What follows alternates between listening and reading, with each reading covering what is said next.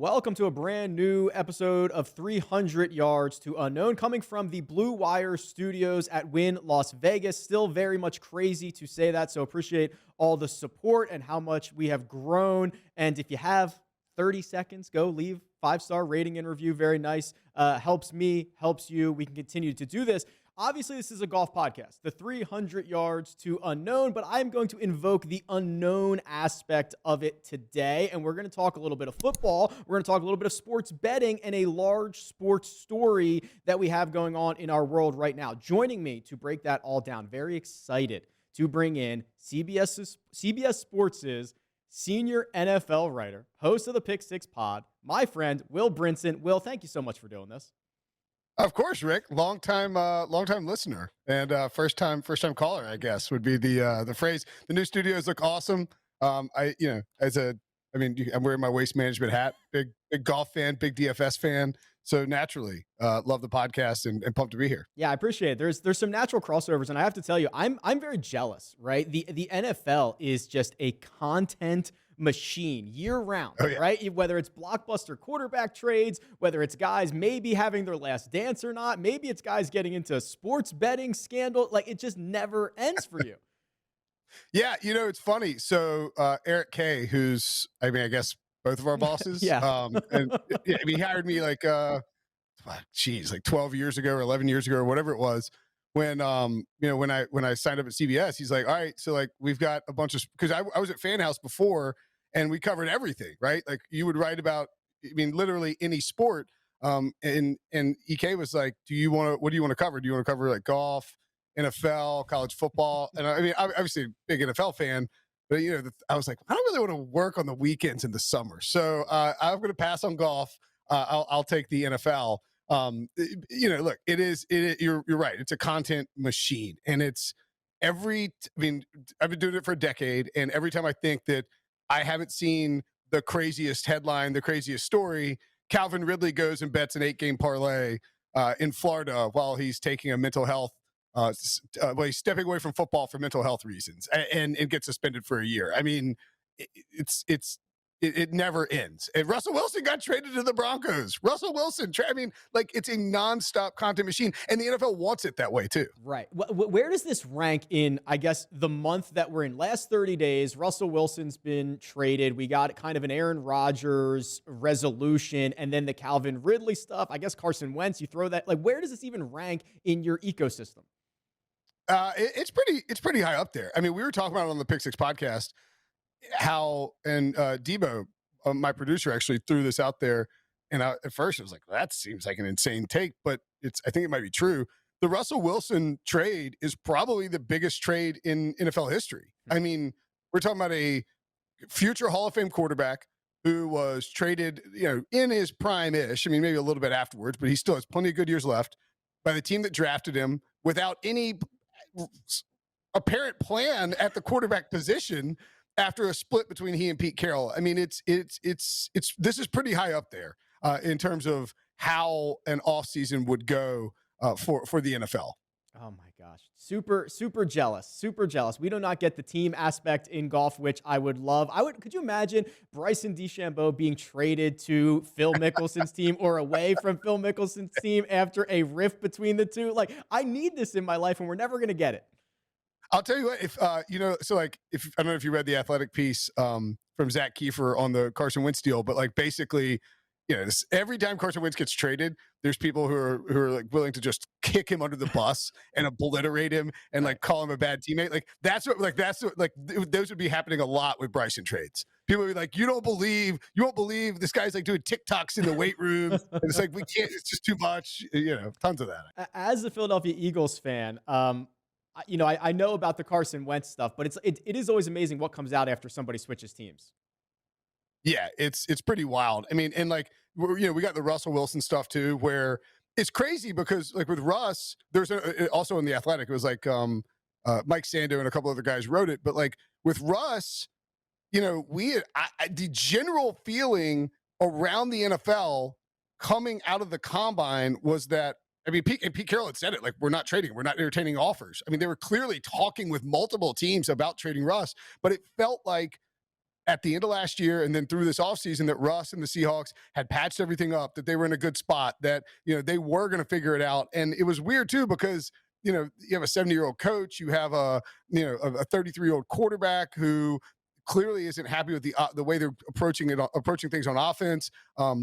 They didn't really have they didn't have a first round pick until they traded Russ. And it was like, how are they going to fix this? What's going to be different? Why have they decided to make this work? It felt like very much now in hindsight, it was let's put on a happy face for the kids type of situation. And there was clearly like a divorce coming, and they sent Russ to Denver, which, and by the way, like he wouldn't, by all accounts, he wouldn't waive his no trade clause for Washington. He would do it for Denver. So it's like, all right, you just want to go jump into Patrick Mahomes' division? Like, how do you think that's going to work out for you? A lot of questions. Maybe not so many answers, Will Brinson, and maybe more questions coming with the Calvin Ridley situation. So this, of course, not a golf story, but the sports betting aspect of this, right up my alley. So just so we're clear, correct me if I'm wrong. Calvin Ridley, wide receiver for the Atlanta Falcons, has been suspended for at least the entirety of the 2022 season for gambling on games. We are going to talk about what that actually means, but let's get a baseline. Calvin Ridley is what kind of star in the NFL? Is he a top 15 wide receiver? Like, how big of a deal is it, or how big of a deal is he in your world? He very, very big. I mean, I think top 15 wide receiver is probably fair. Well, you're probably in the, actually, you know what? You are in the one and done. The big one and done over the whatever the Mayo Cup is, but like the expensive one. I split it. I'm in it with a couple other guys, and we categorize golfers by like, John Rahm is an ace. Okay. Love right. It. And like, okay. Daniel Berger is a queen. I shouldn't be giving away our proprietary system. I was going to say, can you email me all this information in advance as well? But you get the point, right? So like Calvin Ridley is probably high, like a jack or a queen, when it could not just in terms of all NFL players. As far as like wide receivers, probably more like I don't know if he's a king, but like, people were drafting him I was drafting him in the second round of fantasy drafts last year. He is he's a young player, but he's kind of an old player. He's new in terms of the NFL, but he's an older prospect. But he is a young, high-level star in the NFL world. When he stepped away in the middle of the season, right, people were already wondering, why is he struggling so badly? Like, why is he playing so poorly? He's getting targets. He's getting, Matt Ryan's looking his way, and he's just not catching. He's not playing very well. He steps away for mental health reasons, and he goes down to Florida. And bear in mind, Rick, that it is legal under the 2018 gambling bylaws that the NFL, or whatever they're called, like, that the NFL put in. NFL players can actually gamble on non-NFL games, other sports, right? They can gamble on golf. Like they could do, you can bet on golf matchups. You can put in some, they can watch 300 Yards of the Unknown or listen to it, and then, make their bets based on that. I imagine many of them are, Will. I just imagine they are. I have to imagine Calvin Ridley is subscribed on multiple platforms. But so they're not allowed to gamble on games, and it is a big deal for the NFL. We've seen a lot of people, you tweet out, Ray Rice got 2 games or 4 games or whatever it is for, domestic violence, and Calvin Ridley's getting suspended for the entire year. The NFL, the way they approach this, and it's from a PR standpoint, or like a just common sense standpoint, it doesn't make any sense, right? Because when things happen within the lines of the field, right, the NFL takes a very aggressive approach to disciplining it. And whether that's because they feel like they have more control, more understanding of how to handle that, it's hard to say. But like, Tom Brady, the Deflategate stuff, that went to the Supreme Court, right? Like that's crazy when you think about it. Calvin Ridley, decides to gamble on games, and he's getting a full year suspension. That's just how seriously the NFL takes gambling on football games. And if you look back, I'm sure there's plenty of players who have done it and not gotten caught. But if there's a short history. It's like 5 or 6 guys who have been suspended for gambling on games. The NFL saw this, I think, as an opportunity to really lay down the law for any future concerns.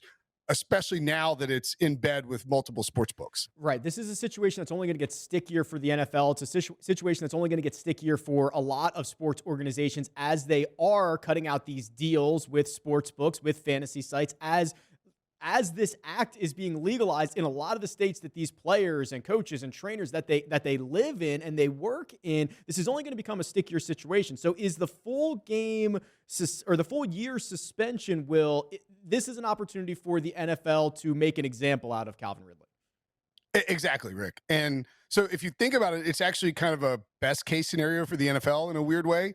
Okay, so, I'm dying to hear this. Okay. right. This, again, galaxy brain thinking. But so like Calvin Ridley, we haven't had since gambling became okay with the NFL. They canceled Tony Romo's fantasy football convention in Las Vegas like 5 years ago because it was you can't be in Vegas. Now there's a franchise in Vegas. The draft is going to be in Vegas, and hopefully we get to get beers when I'm out there for.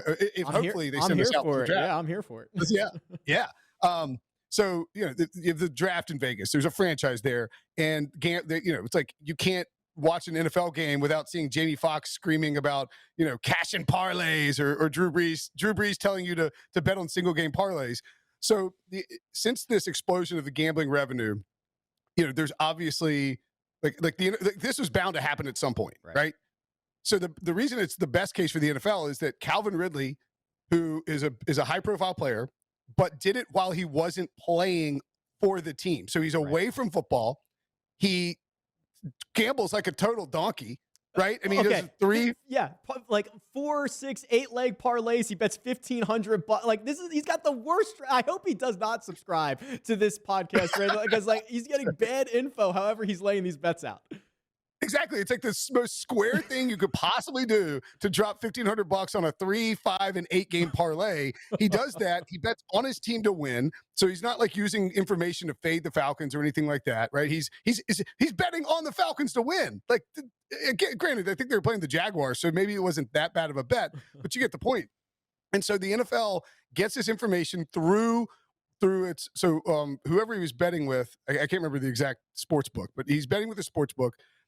He signs up under his own name, as I understand it. Which again, I mean, I guess that's not a problem, right? If he wants to bet on anything else, it's all good. However, if we start betting on NFL games, that's where it becomes a problem. Right, exactly. So he signs up with his real name. The sports book operator sends that information to this company called Genius Sports, which is in charge of monitoring gambling integrity for the NFL. They help run this investigation with the NFL, and so the NFL then is like, all right, look, we could suspend this guy 4 games, right? But if we suspend him for a full year and it costs him a $1,500 parlay, costs him $11 million, you know what NFL players are not going to want to do moving forward is gamble on football games, because it's no longer like, it's worth the risk for a lot of guys to take steroids because you get the suspension, but the upside is that you perform at a higher level and you're able to secure a bigger contract. There is no upside to gambling on NFL games if you could potentially lose an entire year's worth of your career, which on average are like 3.5 years to begin with. So the reason it's best case for the NFL is there was no harm done whatsoever to the integrity of the game. Right. Calvin Ridley looks again like a super square, and the NFL is able to make an example out of him by suspending him for a full year that will absolutely prevent, in my opinion, like 99% of players from doing the same thing moving forward. It's fascinating. You mentioned it. The $11 million in salary he's going to lose this year by betting $1,500 6-leg parlays or whatever. It's just so absolutely insane. But you're right. Obviously, a huge deterrent moving forward. Now, how does obviously that's the NFL, and even if Calvin Ridley, we can game this out a little bit, and I don't want to throw him under the bus, but we game this out a little bit. Even if he was betting on games that he was participating in, how much do you think, where does football rank in terms of sports where someone who was inside the lines on the playing field could actually impact the outcome? That's a great question. Quarterbacks, I imagine, could impact the game quite a bit. Yeah, but it's like, I would think that baseball and basketball are a lot higher depending on what level of buy-in you like. Baseball would depend on the position, of course. Basketball seems like the easiest. Right. I mean, we're not counting like golf and tennis. Right. I mean, well, like, golf is. I mean, we can go down the golf route. Golf, you can very much impact how poorly you play. It's not like you can flip a switch, bet on yourself, and say, all right, well, I'm just going to go win anyway, right? I can't flip a switch, but I also don't control any other factor of what everyone else is doing. So I guess I could bet matchups against myself would be the most profitable way if I was a golfer. Yeah, if you were gonna throw a round or a tourney, you could bet on you could take money to miss the cut on purpose easily. That would not be hard. You just start firing balls 300 yards to the unknown, right? I mean, like that's all you have to do. Or somebody bets gives you a ton of money to lose a matchup, right? I mean, like you could pretty easily do that. Tennis obviously is the easiest to throw, I think. I think the NFL is probably the hardest of the major sports, just because, like, if you're like there's a clip going around. I was saw like Calvin Ridley. This was terrible, right? This is not just. Yeah, it's a really bad take. Yeah, okay. Where it looks like he's running kind of sideways and backwards and stuff, and he's just avoiding. He's making a business decision. Right. I mean, like, do you think that Calvin Ridley catches a football, and as he's running, he's like looking at the scoreboard and thinking, "Oh crap, we have to win by less than 7 points." No. Everything happens so quickly in the NFL. I do agree that a quarterback could potentially, alter the course of it. Like, you could, if you wanted to throw a game, you could easily, just throw a bunch of interceptions. But by and large, I think football would probably be the hardest to impact it if you had. Unless you had like a group of players in on something. Yeah, and it's super position dependent because middle linebackers, I don't know how much impact they're having on the outcome of a game in general. But when you could like miss a tackle or something, I guess. Yeah. But even then, even if you're, I mean, like Ed Reed in his prime, how are you going to, or you can't, you can only control so much as an individual player. Or like, I guess, an offensive lineman could, purposely miss blocks or something like that. But there's just so many other variables that come into play. It would be, I just think it's really tough to impact a game as a, to fix a game as an NFL player. Yeah. The idea that we keep hearing around, this injection of sportsbook money, of fantasy site money, of all that stuff is going to impact the integrity of the game. We hear it in golf all the time, especially as things will, what it is now. It's outrights, it's top tens, it's matchups. When we get to faster data and it is fairways and greens and things that are happening in real time, the inside look from kind of some guys around golf says, well, what if a fan does something? What if a fan yells during someone's swing? Or what if they kick a ball back into the fairway? I have my own thoughts on how realistic and how much of an actual danger that is. But do you see outside forces and golf specifically, because the fans are up close and personal, do you have concerns about that moving forward as this industry gets more mature?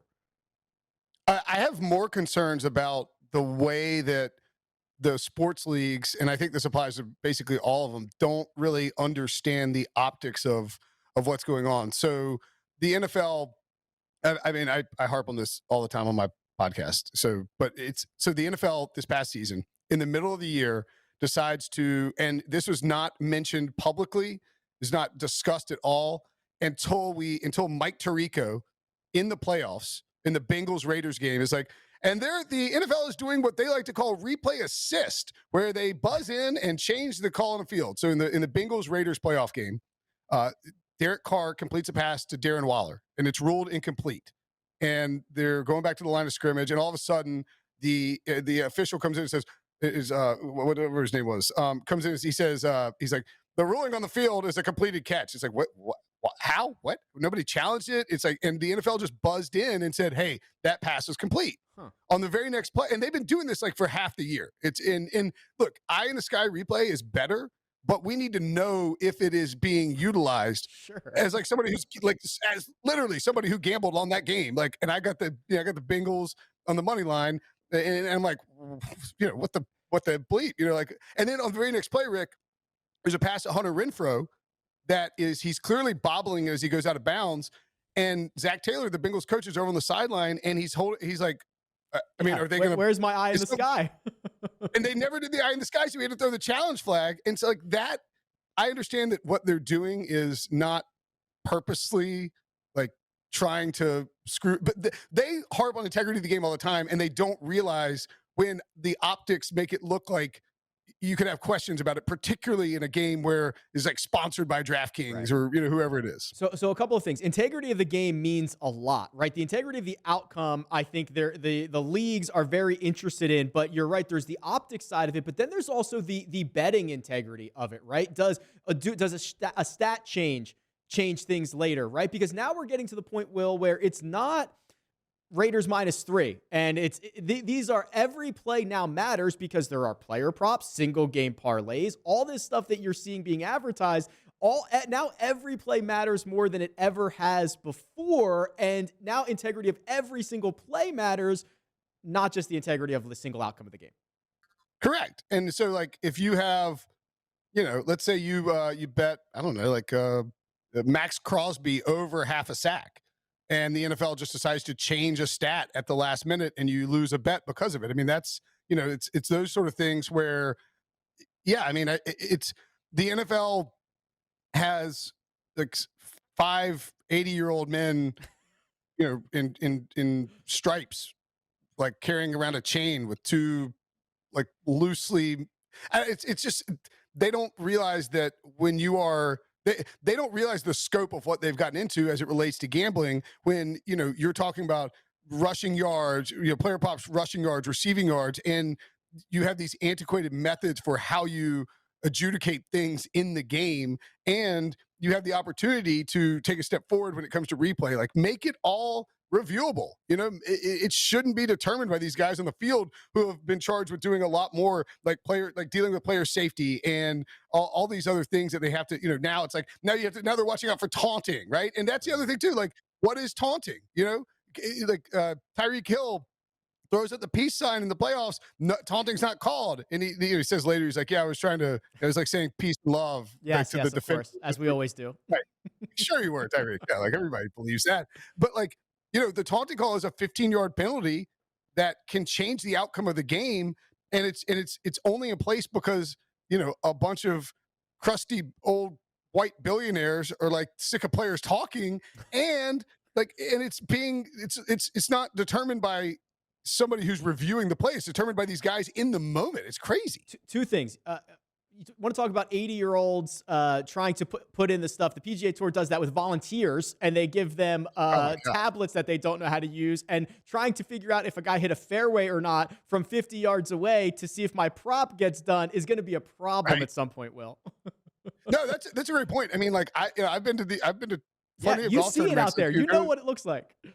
Yeah, the people running shot link data or shot tracker data are like our grandparents who are just trying to get free gear and maybe a free round of golf at Sedgefield, and like free tickets for 4 days. Like, oh, I get to watch the golf is what I'm doing for this.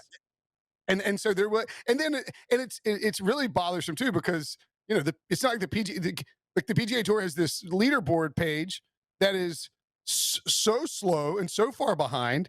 And it's like sponsored by Rolex. It's like, I know you got the money, Jay. I know you've got the money to put in some better stuff. It's the same thing with the NFL. Like, hey, Roger, you've got $14 billion a year in revenue, buddy. Like, let's get some microchips, some lasers. I don't know. Like, call somebody and get some technological stuff in there. Spotting the football, to me, it is the most outrageous act in any sport. There is no chance that those officials have any and you call it a game of inches, Will? We're gonna call it a game of inches. There is no 96% of spots are very far off.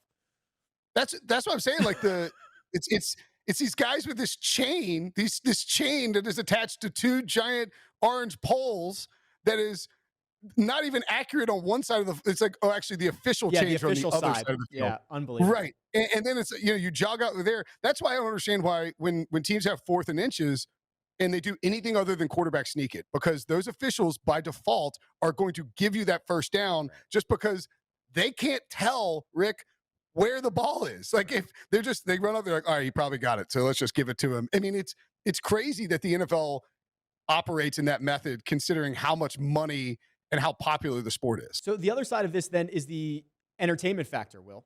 So would you prefer a game lasts 4.5 hours, but 19 things get reviewed to make sure we get it right?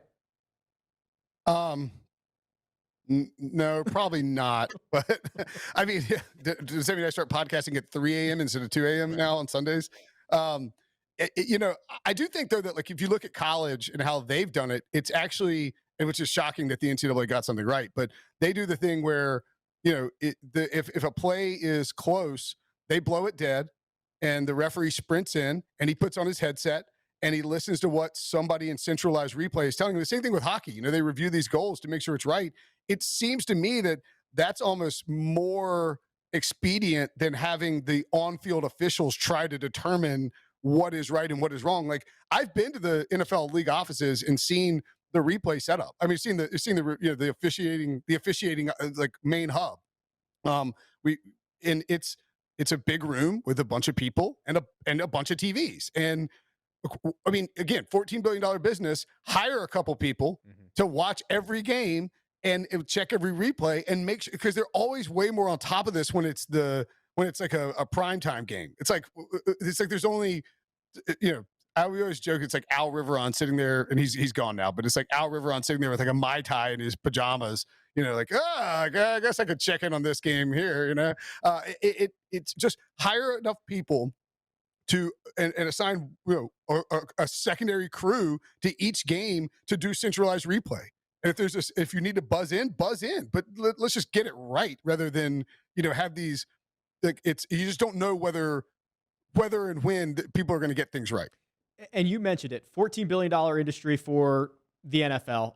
The PGA Tour is $1.5 billion. So there's money there. And I guess really there's money in the banana stand, Rick. There's money in the banana stand. They can get this done. We don't have to do it with volunteers. We don't have to do it with just one guy watching 14 games at once. The idea, I guess, though, for these organizations, for the PGA Tour, for the NFL, for all these major organizations, in theory, the disincentive to having these guys gamble on games is they already make so much money, right? Like, I would have been happier to see Calvin Ridley bet $2 million on a game, because that could have, changed his outcome, changed his life, instead of $1,500. Right. Like the big dissuasion around this is how much money guys make.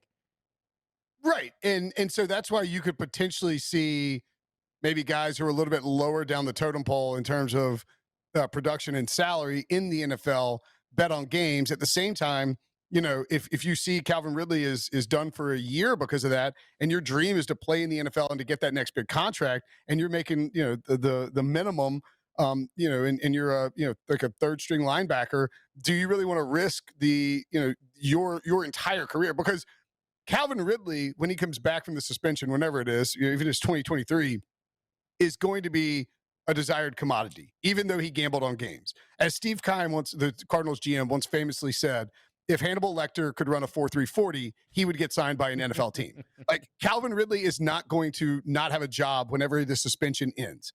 If you're a third string linebacker who goes out and gets caught gambling on games, teams aren't going to want to touch you, because there's, the risk reward there just doesn't pay off. But Calvin Ridley is a game-changing wide receiver. So the idea that, but you're right. I mean, like, if you're gonna, and I also wonder, I don't know, would the NFL, would the punishment be worse if he gambled more? Was it the fact that he only gambled $1,500 on parlays worse? Like, if he had bet, $2 million on the Falcons to cover -7, and they did, would he be punished more? I don't know the answer to that. I have to assume that the NFL sort of takes a blanket approach here. I would assume so. But you're right. I think it is best case scenario where you don't have this idea that you have a bunch of players betting a ton of money on outcomes of games that they may know that their friends are playing in at the moment. But there is an idea of risk reward in all of this, Will. And there were reports from Brian Flores, right, when he alleged that Stephen Ross, owner of the Miami Dolphins, was offering him $100,000 per loss in 2019. Okay, we've got a lot of issues here. We've got integrity issues, but I'll tell you what, Will, like, the outcome that Stephen Ross wants is to further the advancement of his franchise. I understand this is like the worst possible way to do it, and you can't take on the integrity of the game, but like I kind of get it from his perspective. Yeah, absolutely. I mean, look, you want to tank. Ironically, he was tanking for Tua, and then later, but like they couldn't tank enough. But then he wanted Joe Burrow, and he tried to trade with the Bengals to get the number 1 overall pick. And the Bengals were like, no, dude, have you watched Joe Burrow? And then they took Tua over Justin Herbert. And it's very, very clear that Tua is the 3rd best prospect out of that group. So it's just the whole thing is just ham-fisted to begin with. But yeah, I mean, from an EV standpoint, losing football games, if you're going to miss the playoffs, if you're not going to be a playoff team, if you're not going to be a good football team, losing football games benefits you. I mean, there's definitely examples of teams like the 2011 Colts, for instance. Peyton Manning goes out with the neck injury. He misses the entire year, and it looked pretty obvious that team was trying to lose as many football games as possible to select Andrew Luck with the 1st overall pick. I don't think tanking can occur at the NFL.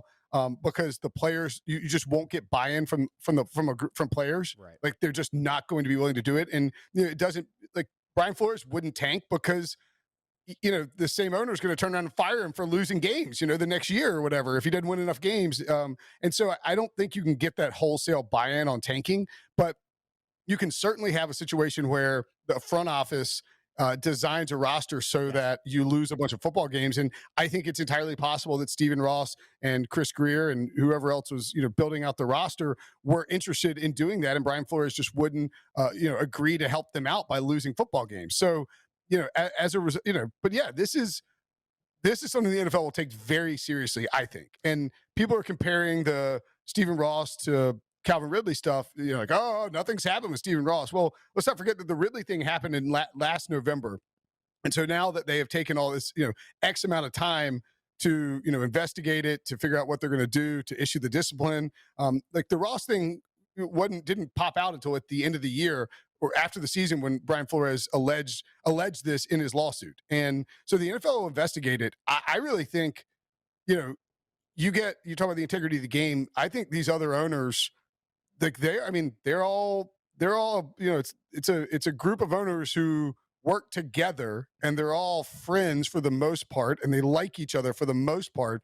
But if one of them crosses a line like this, they're not afraid to, tell Roger Goodell to make him sell the team. Like, I don't think that is off the table if they find out that he truly was, trying to offering like a bounty to lose football games. Well, that's the risk reward on their side of things. That's the risk reward for them to say, we can't afford to have one bad apple that ruins this for all of us. We've got to, we've got to keep this going. We'll throw him to the wolves and we'll be able to keep our teams and everything will be, fine and dandy. The thing you mentioned where ownership or the front office, they can provide a roster that is non-competitive. That's the Philadelphia 76ers trust the process route. That's the process. Right. Those guys went out every single night and played their hearts out, and they were just way worse than everybody else was. And in theory, that works. But that's like legalized, acceptable mockery of the game as opposed to financial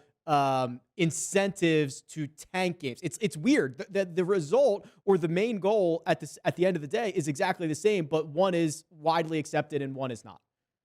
Yeah, it's like okay to trot out a terrible roster and lose games, but it's not okay to attempt to pay your coach to lose games, which is kind of the same thing. Yeah, I mean, you're right. It's a very bizarre line between the two. Yeah, so we're still trying to figure that out. Actually, there's a Wikipedia article for every NFL suspension ever, and I was like, oh my god, I gotta look through this. There are it's amazing what things are in there, but there are obviously other instances of guys betting on games. A lot of them are from like 1957, and when they probably made a nickel a game or whatever it was. So that makes a lot more sense. And so we're not necessarily in complete uncharted territory, but as we game this out, I like the path that you went down. Calvin Ridley still very much going to be a commodity when he comes back to the game. Do you think this will stop anyone? Like, is it also best case scenario for Calvin Ridley that if he got caught doing $1,500 4-leg parlays in games he wasn't even involved in, and any owner who does want him when he returns is able to just brush that under the rug? Yeah, I don't think it'll be. And yeah, this article is fat. I didn't realize this thing It's was on here. amazing. Like if you hit Control F for Gordon, how many times was it? Like 15 Oh boy. suspensions for Josh Gordon. I 14 mean, yeah, mentions of Gordon on the article. wow, that is a lot. And they are. It appears to be mostly Josh. It is all Josh Gordon. All That is Josh. kind of amazing. Yeah. Yeah, I mean, I think. I mean, but actually, that's a great example. Like Josh Gordon just signed Yeah. again with the Chiefs. Again. He keeps. Yeah, I mean, like he keeps getting a job, even though he hasn't been productive, just because he has upside. But even though he's been suspended all these different times, I don't think it will be difficult for a team to add Calvin Ridley. And I think part of that will make it easier is the NFL's embracing of gambling. Right. And as we talked about, like just because he didn't bet $10 million on one game and like a game that his team was playing in, or like he didn't fade his team for $10 million and making it look. And in that game, he had 5 targets, 3 drops. Well, you know what I mean? It would have been horrible. Exactly. Yes. If he had bet $10 million on the Falcons on the Jaguars to cover, and he had been playing in the game and he played really poorly, and the Jaguars did cover and he won the $10 million, I think it would be a lot harder of a sell. This is just sort of like dude went down to Florida when he was away from the team. Fired, and let's not forget, Rick. There was like a week where mobile sports betting was legal in Florida. Yeah, and that's all. Because it was closed down like immediately. He just happened to be there that week, and happened to bet on the NFL, thinking that. I mean, the whole thing is just. It's like more. It's like I'm not even mad. I'm amazed. Like the Anchorman line. Like I'm not like mad at you for what you did, Calvin Ridley. I'm just amazed you're so stupid that you did it, like that this all worked for you, and you happened to be in Florida when sports betting was legal, and you thought you could bet on NFL games because you weren't with the Falcons at the time. I mean, the whole thing is just incredible. Yeah, the circumstances of how we got here are amazing. While we have a couple minutes left to go here, I know you are a big fan of golf, and I know you like to get involved in fantasy and all that good stuff. So the question that I always like to ask people, because I think it kind of tells me a little bit about their personality, is if you could only bet on one golfer for the rest of your life, who is it? Now, the caveats Scotty Scheffler. Okay, so let me throw out the caveats here. Okay. You can bet him any way you want. You can bet him outright. You can bet him top 10. You can bet him in matchups. You can never bet against him, and you can only bet golf the weeks that he plays. Is it still Scotty Scheffler? Yeah, I mean, Scotty Scheffler is my favorite golfer in really. In fact, I mean, this is from last year's Waste Management, but I mean, I had Scotty outright at a pretty big number, or not a pretty big number, but it was a very nice Sunday when Scotty Scheffler won in that playoff.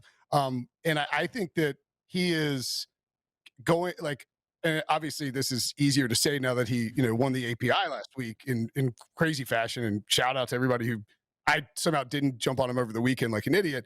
But like, I think once he got that first win, it's sort of a situation where, and this is just true for like in any sport, right? When you get that first win, but golf in particular, I think when you get that first win, when you break through and get that W, it's just, it makes everything a lot easier, and you're able to go out there with a lot more confidence, especially on Sundays. You're not as worried about it. And I think we're going to see that from Scotty, where he's going to rip off, obviously he got his second one in 3 weeks, but I think he's going to rip off a lot of wins moving forward. Like I would be pretty surprised if he didn't pull off a major this year. And I realize how hard it is to, he's like 14-1, to win a major, which is probably a bad number. Right.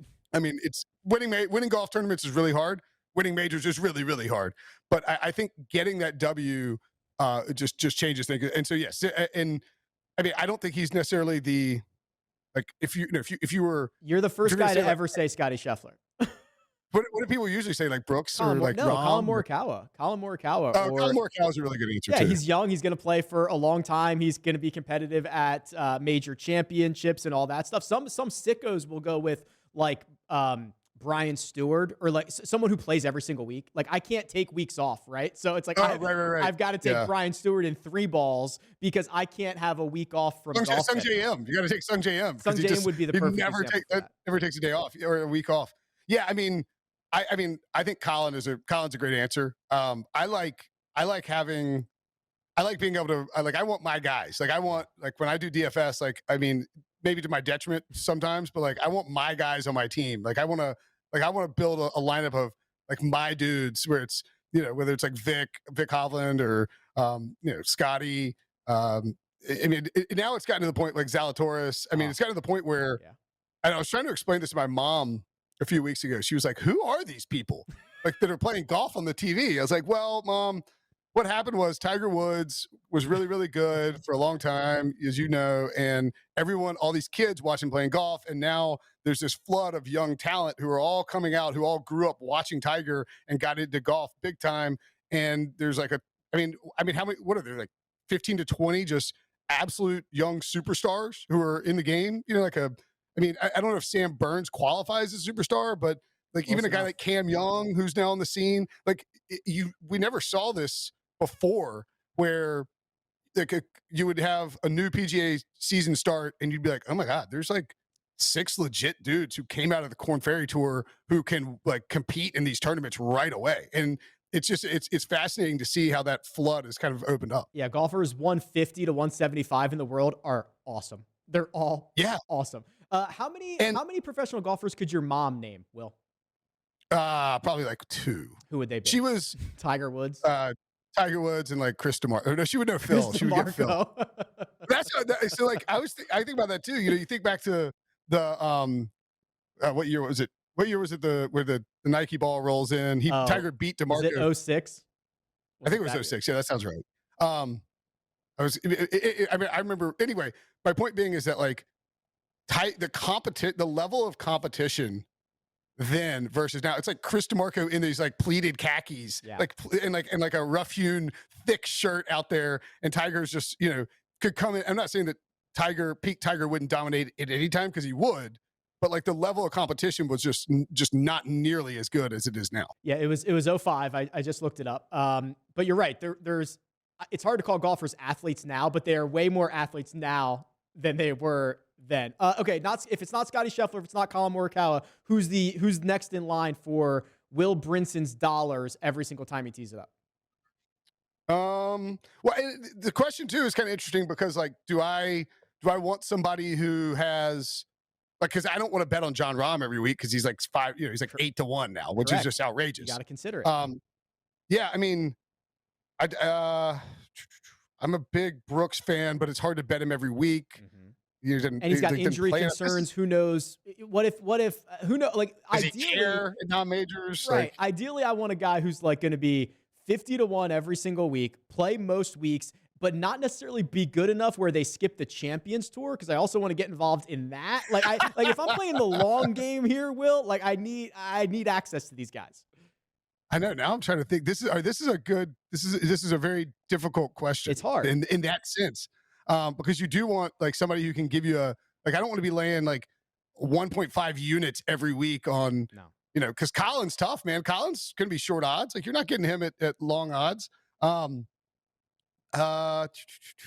like Rory's already played for 10 years. It's just, you really need, maybe the answer is Sam Burns. Burns is a good one. Zalatoris, I think, could be a good one. Zalatoris is going to be my other answer. Yeah. I think, and Zal plays a ton. Yep. He's fun as hell to watch. He's elite in one aspect, which is nice. His odds are never going to be super short. He might win a major or two. He should. He's going to be playing the whole time with Morikawa and Hovland. Like, he's never going to be he might be at some point like a 15 to 1, 16 to 1 guy, but he's never going to be like an 8 to 1 guy, I wouldn't think, unless he just figures the putter out. And if that happens, you've made a lot of money in the process getting to that point. That's right. Yeah, so I'll say Zalatoris. Yeah, Zalatoris and Scheffler, and I love Hovland, man. Yeah, I mean, he's like the best. He looks like he's constantly on like 10 to 15 milligrams of like CBD or just like he's just always smiling and happy, and he is such a normal guy. He's just a normal guy, which is cool. And he's also the best golfer in the world, by the way. Right. Like I like dudes. Everybody likes guys who hit good irons, but I want stripers. Yeah. Like, I want guys who just when they go out there and their irons are scorching hot, that you might get a Korn Ferry score. Right. Like, that's who I want. Yeah. Like, if I asked you this question 20 years ago and you didn't pick Tiger and you just picked like Adam Scott, like that would have been awesome, right? You would have got a bunch of wins along the way. He teed it up all the time. He would have been fun to watch. He would have given you a chance. It's a fun little game, and people give you a look into their personality when they answer. but you can. I mean, I know that he's not popular right now, but you can see it over my left shoulder. The signed 18th T flag from Phil's first major. My cousin Erin worked at she worked for the PGA and was at Baltushaw, and she got that. It's not the actual 18th flag, obviously, but she got that, and when she moved from North Carolina to Dallas, she was like, if you drive me out there, I'll give you this flag from Awesome. from Phil's. That's a good major. trade. So yeah, definitely. Yeah, she regretted it immediately. I love that. Will Brinson, available on Twitter at Will Brinson. I appreciate you doing this. I appreciate you coming on and joining me in the kind of unknown version of the podcast, educating me a little bit. I'm glad we could figure this out, but I really appreciate it. Yeah, man, anytime, Rick. And hopefully we do get to have beers in Vegas for the draft in like a month or so. I'll be here. Looking forward to man. it. Thank you. Will Brinson right there again on Twitter at Will Brinson. This has been an episode of 300 Yards to Unknown, and we'll catch you next time.